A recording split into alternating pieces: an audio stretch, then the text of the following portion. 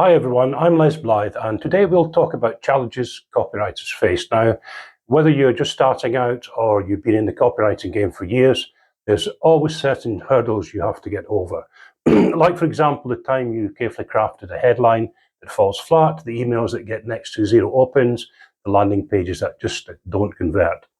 By the end of this video, you'll have a different perspective on copywriting challenges, the ones that you face, and you'll learn that you're not alone in facing them, and you'll realize that we've all been there. So first things first, here's a bonus to help you out. Grab your free copywriter cheat sheet. I've linked it in the description. And my cheat sheet sets out in detail what you need to succeed as a well-paid copywriter. And when I say succeed, I mean charging $50 to $150 an hour for your time. Now back to the video. I'm going to show you how we can use the challenges we face to become better and become stronger and become more successful copywriters. You'll feel empowered to see them as not roadblocks, but as stepping stones. You'll understand that the challenges we face, even what seems like disasters at the time, are not the real issue. But how you deal with them is what you need to get to grips with. I'm even going to come clean in a moment and tell you about a complete disaster I brought on myself, so you can see even we experienced copywriters can get it horribly wrong. I still cringe when I think about it today. So let's start with this. You've seen those perfectly polished sales pages or case studies online, right? The ones that make copywriting look like a breeze. The words seem to flow effortlessly, and everybody's pure copywriting gold, right? Now, while those successes are real and something to aspire to, what they often don't show you is the messy, sometimes frustrating journey it took to get there. So let's be real here.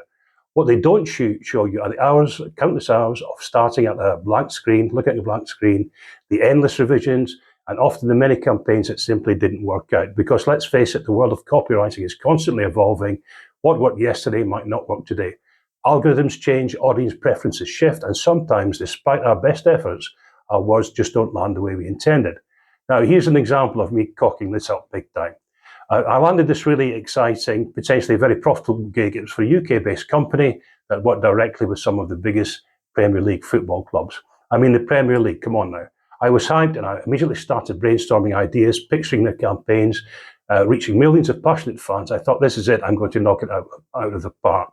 Now, I came up with what I thought was a brilliant idea for their voice, something really light-hearted, relatable, a bit cheeky, tapping into the casual fan's perspective. Now, to be honest, I think I'd read something about how effective this type of voice can be, and in the right situation it is. But as you're about to find out, I read this situation completely wrong.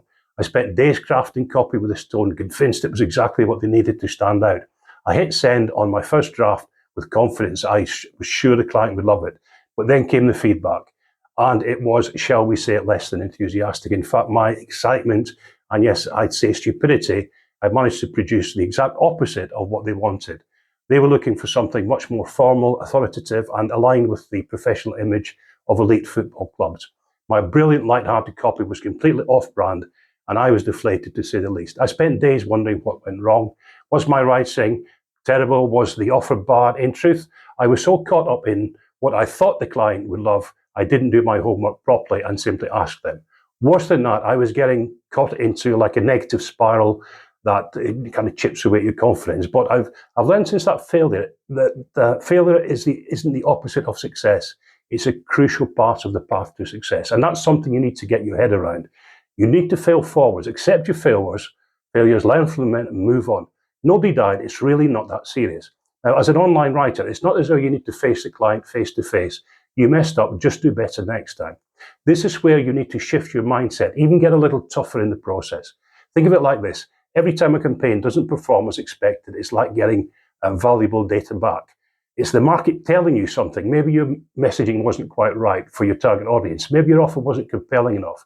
Maybe your call to action wasn't clear. So instead of beating yourself up about it, try to approach it with curiosity. Ask yourself, what were the results? Now be specific. What metrics didn't meet expectations? What did I try? What were my assumptions? Where could things have gone differently? Okay? What can I learn from this? What can I learn from this experience? This shift in mindset from seeing failure as a personal defeat to viewing it as an opportunity for learning is absolutely game-changing. Now, with that Premier League project, the hard truth was that it was entirely my fault. I've got to be honest. Fine, no problem. Ultimately, I had to deal with that. I'd gotten so caught up in my brilliant idea that I didn't take the time to truly understand the client, their brand, or the brief itself. I didn't ask enough questions up front, I assumed my creative vision was aligned with theirs without confirming it. I let my own excitement override the fundamental principle of good copywriting, understanding your audience and your client deeply. Now, it was a tough pill to swallow, I'll admit it, but it was also incredibly valuable. I went back to them, apologised for the misunderstanding, and asked for a more detailed brief, including examples of the tone and style that they did want. I learned the hard way that a great idea means nothing if it doesn't serve the client's actual needs. Now, that experience taught me a crucial lesson. Embrace the feedback even when it stings, and always ask more questions. It's not a personal attack on your abilities, it's information that can help you grow. Now, I know that this can be easier said than done. It takes courage to face your mistakes and to be willing to learn from them. It's tempting just to move on and forget about the campaigns that didn't work, but I urge you to resist that temptation. Now, by consistently analysing your challenges and pulling out all the lessons they hold, you'll not only become a better copywriter, but you'll also build resilience, adaptability, and a deeper understanding of your craft. Think about any successful copywriter you admire. I guarantee you they face their fair share of setbacks as well. What sets them apart is their ability to pick themselves up, dust themselves off, and keep learning. They understand that being human means making mistakes, and those mistakes are simply stepping stones on the way to becoming a better writer. So I hope I've given you a different perspective on the copywriting challenges you'll face that I promised at the start. Now just remember, we've all been there, right? Don't panic. So what are some of the biggest challenges you faced as a copywriter, and what did you learn from them? Share your experiences in the comments below. I'd love to hear stories from you and learn from you too. Okay, so thanks so much for watching, and I'll see you in the next video. Ciao for now. Bye-bye.